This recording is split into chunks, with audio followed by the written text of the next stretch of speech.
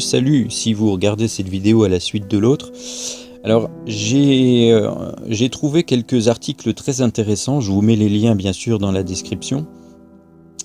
En cherchant la liste des différents arguments et éléments amenés par la théorie de la Terre plate, je suis tombé sur quelques articles que je voudrais vous lire parce qu'il y a des choses très intéressantes à l'intérieur.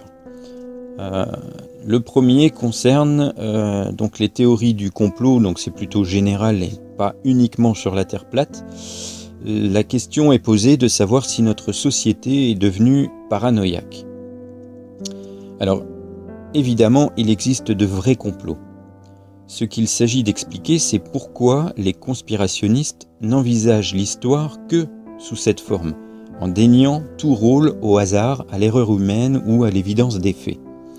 L'une des premières explications consiste à dire que la vision complotiste est utile pour eux car elle protège de l'angoisse. Dans un monde soumis à un flux toujours croissant d'informations complexes, soumis à l'incertitude, l'univers du complotiste a le mérite d'être simple. Chacun des événements ou phénomènes fâcheux que l'on dénonce, par exemple la guerre, le chômage, la pauvreté, l'assassinat d'une personnalité ou un attentat, a une cause unique. L'action volontaire d'un groupe dénoncé comme l'incarnation du mal. Une vision du monde simple, donc facile à expliquer et à comprendre, ce qui en fait l'attrait, non seulement pour les inventeurs de ces complots, mais pour leur public. Les masses modernes, selon Hannah Arendt, sont avides d'idéologie, d'une vision du monde qui explique tout, ou encore, comme l'observe le sociologue Gerald Bronner, elles aiment que la réalité leur soit contée comme une bonne histoire, où des faits sont unifiés par un récit aboutissant à une conclusion apparemment logique. En se donnant le rôle de dénonciateur de complot, le conspirationniste se donne une vue flatteuse de lui-même. Lui, il ne croit pas tout ce qu'on lui dit, il voit la vérité cachée derrière les apparences, et en révélant ce qu'il a découvert, il rend service à la collectivité. Certains chercheurs en psychologie sociale se sont également interrogés sur la personnalité des adeptes des théories du complot. Retrouve-t-on les mêmes traits de caractère chez tous ? La parenté entre les raisonnements des paranoïaques et ceux des conspirationnistes est fréquemment relevée. Même caractère obsessionnel, même acharnement à trouver des preuves, même aveuglement aux failles de leur argumentaire. Richard Hofstetter, dans un livre très remarqué, a ainsi dénoncé en 1964 le style paranoïde aux États-Unis.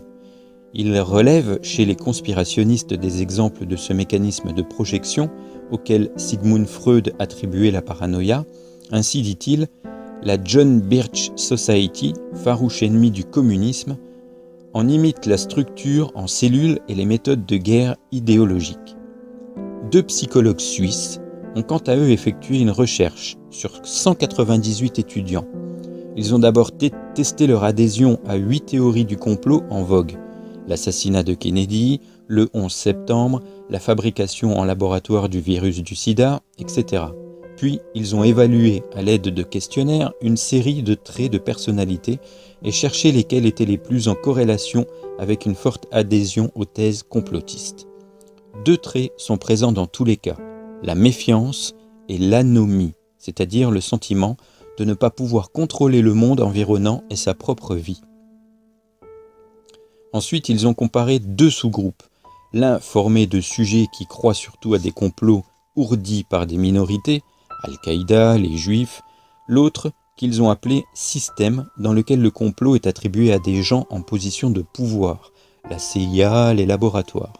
Ils ont constaté que si la méfiance et la peur du monde existent chez tous, le groupe minorité se distingue par son conservatisme social et le groupe système par son irrationalité, c'est-à-dire son adhésion à des croyances ésotériques. Y a-t-il des différences de motivation, de personnalité entre les conspirationnistes et les gens qui, sans imaginer de complot eux-mêmes, croient facilement à ceux qu'on leur dénonce ? 2 degrés plutôt que de nature, semble-t-il. D'après plusieurs études récentes, celui qui croit à un complot croit souvent en plusieurs complots. et se dit disposé à dénoncer des complots lui-même. Ses principaux motifs d'adhésion à ces théories sont la séduction exercée par une vision du monde simple, cohérente, divisant le monde en bien et mal, identifiant clairement la source du mal et permettant ainsi de lutter contre lui. Viennent ensuite le sentiment valorisant d'être un initié, de ne pas être un idiot succombant à toutes les formes de lavage de cerveau. Pourquoi les gens y croient si facilement ? Le progrès de l'instruction semble assez impuissant à lutter contre l'attrait des théories du complot les plus extravagantes. J. Bronner, auteur de La démocratie des crédules en 2013, cite diverses études montrant que ni les terroristes convaincus, ni les membres de groupes sectaires ou délirants ne sont dépourvus d'éducation supérieure. La sensibilité au paranormal, à l'homéopathie, à l'astrologie et aux légendes urbaines est plus forte chez les gens ayant un niveau d'études élevé que chez les moins instruits. L'attentat du 11 septembre 2001 a fait l'objet d'enquêtes d'opinion. Aux États-Unis, 49% des habitants de New York, qui ne sont pas les moins diplômés du pays, affirment que le gouvernement américain savait ce qui allait arriver et s'est consciemment abstenu d'agir. Ces opinions pour le moins vaporeuses peuvent s'expliquer. L'instruction accroît la curiosité et l'ouverture d'esprit. Prenons l'exemple de l'astronomie. Après des siècles passés à penser que le Soleil tournait autour de la Terre, certains astronomes ont découvert que c'était la Terre qui tournait autour du Soleil. Puis on a montré que le Soleil, la Terre et les autres planètes faisaient partie d'une galaxie et que celle-ci était une parmi des millions pareillement structurées. Du coup, la possibilité qu'il y ait d'autres êtres intelligents dans l'univers a été prise au sérieux. On peut comprendre que des gens en viennent à admettre que des extraterrestres débarquent chez nous en secret. Bref, plus on croit que tout est possible, plus on est prêt à l'admettre. Quant au développement formidable des technologies de l'information, on pourrait penser qu'il allait aider à hiérarchiser les savoirs. Il n'en est rien, car les médias se donnent de moins en moins de temps pour vérifier l'information, et se trouvent des raisons commerciales pour ne pas le faire. Internet figure au premier rang des accusés de désinformation. La matière y est abondante, mais très mal hiérarchisée. Toujours J. Bronner consulte Internet à propos de deux événements marquants, la mort de Lady Diana et le tremblement de terre de Haïti en 2010. La première fois, il interroge le web sans mentionner le mot complot. La seconde fois, en introduisant ce mot dans sa recherche. Résultat, sans la mention complot sur les 30 premiers sites proposés par son moteur de recherche, 2 mentionnent un complot possible, dans le cas de Lady Di. 0 pour Haïti. Mais avec le mot complot, 20 sites sur 30 présentent une thèse complotiste dans le cas de Lady Di et 15 sur 30 dans le cas de Haïti. Tout dépend donc de la manière dont on formule la question. J. Bronner montre aussi, chiffre à l'appui, que lorsque science et parascience sont en concurrence à propos d'un phénomène, les sites consacrés à la thèse paranormale sont les plus abondants. Cela tient selon lui à ce que les adeptes de révélations inattendues sont les plus motivés et multiplient les publications iconoclastes. Un scientifique, s'il a pris la peine de dénoncer une seule fois l'astrologie ou la mémoire de l'eau, juge en avoir déjà assez fait et retourne à ses études. Il a moins de temps à perdre. Alors les théories du complot sont-elles nuisibles ? Les propos complotistes peuvent être inoffensifs. Vous assistez à un dîner, la conversation est languissante, quelqu'un évoque l'horreur du 11 septembre, tout le monde opine et c'est tout. Vous prenez alors un air mystérieux et vous dites « Les choses ne sont pas ce qu'il paraît. On a de bonnes raisons de croire que ce sont la CIA et le Mossad qui ont détruit les tours. » Certains acquiescent et fournissent des détails supplémentaires, d'autres protestent, d'autres encore évoquent de précédents complots qui sont sûrement l'œuvre de la CIA. Tous rentrent chez eux contents de l'intelligence dont ils ont fait preuve et la CIA ne s'en portera pas plus mal. S'il ne s'agissait que de cela, on pourrait en effet laisser courir les rumeurs, mais elles sont loin d'être inoffensives. Tout d'abord, elles peuvent tuer. Au Moyen-Âge, on ne s'est pas contenté d'imputer des complots aux lépreux et aux juifs, on en a tué des milliers.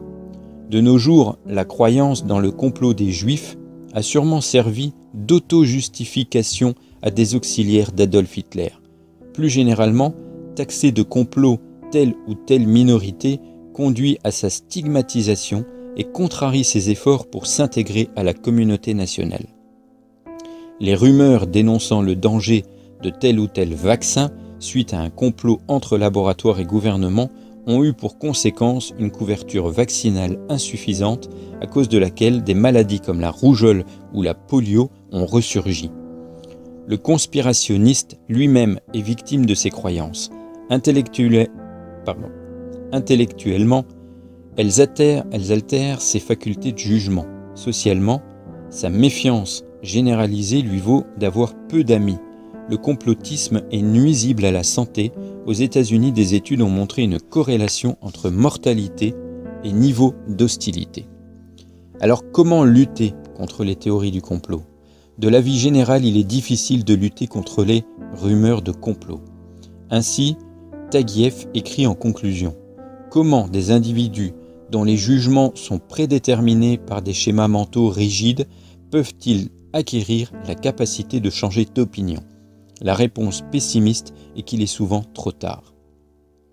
Surtout lorsque le conspirationniste s'est exprimé publiquement que ses idées l'ont rendu célèbre, comme c'est le cas pour nombre de négationnistes. Il est cependant possible de s'attaquer à une rumeur avec l'espoir que les auditeurs de cette réfutation seront impressionnés. Selon un groupe de chercheurs australiens et américains, les meilleures méthodes sont les suivantes. Éviter de répéter les arguments que l'on veut combattre. On les fixe en mémoire. N'énoncer que les arguments que l'on veut faire valoir et les répéter. Utiliser peu d'arguments, les énoncer avec force, mais dans un langage simple. Et essayer de discréditer les sources de la fausse croyance. Essayez d'identifier la vision du monde dans laquelle se situe la croyance de vos interlocuteurs et de s'y situer. Si on l'attaque de front, on n'a aucune chance. Par exemple, si des partisans de l'écologie sont convaincus de la nocivité des nanotechnologies, on insistera sur leur utilisation dans la protection de l'environnement. Et dernière méthode, préserver l'estime de soi des auditeurs. S'ils ont l'impression qu'on les considère comme des imbéciles crédules, ils n'écouteront plus rien. Les faire parler de leurs valeurs, dialoguer avec eux à ce sujet. Il est une stratégie préventive qui recueille l'assentiment général. Développer l'esprit critique. Malheureusement, tous s'accordent pour dire qu'il faut le faire dès l'enfance pour avoir des chances de succès. Il ne s'agit pas seulement, en effet, d'apprendre à distinguer le vrai du faux, mais aussi d'acquérir assez de flexibilité d'esprit pour arriver à changer d'opinion sans problème, pour reconnaître ses erreurs sans en faire un drame. C'est un vaste programme. Voilà la fin de l'article. Je vous ai mis le lien en description. Ciao les terriens!